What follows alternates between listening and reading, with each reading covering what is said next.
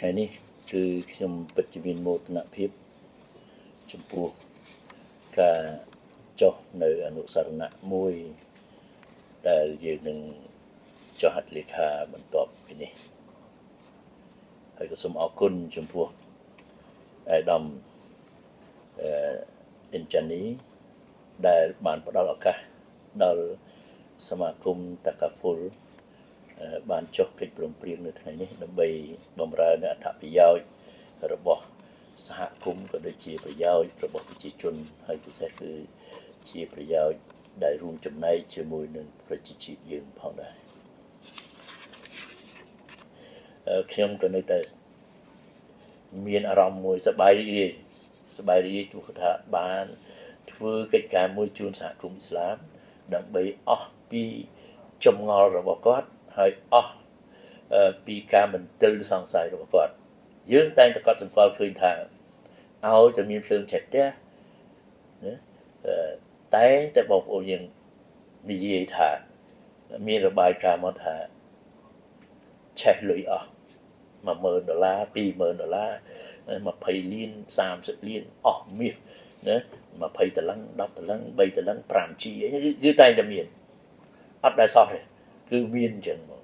ហើយបន្តមកទៀតក៏មានរបាយការណ៍អំពីអ្នកកោះណាចោលមិនថានៅតាណាទេតែមានប្រឡោះចោលលុយហើយណាអញ្ចឹងទៅក៏តែងតែមានឮថាចោលលុយកោះផ្ទះនេះផ្ទះនោះទៅមិនជាច្រើនទេក៏ប៉ុន្តែយើងតែងតែមានអញ្ចឹងនៅពេលដែលយើងមានអនុស្សរណៈនេះហើយបងប្អូនយើងលោកអាច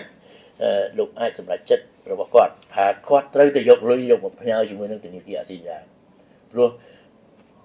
ធនាគារអាស៊ីយ៉ាបានសម្អាតលុយនឹងអញ្ចឹងដូចជាគាត់ទុកនៅផ្ទះគាត់ហើយសម្រួលដល់គាត់ត្រង់ថាគាត់ចង់ចាយវាអីគាត់ចាយវាតាម app ហ្នឹងទៅណាប្រើការយ៉ាងម៉េចក៏ស្រួលដែរមិនបាច់ទៅកាន់លុយកាក់ពិបាកមិនបាច់យូរលុយទៅធ្វើនាំឲ្យពិបាកអីទៅស្អី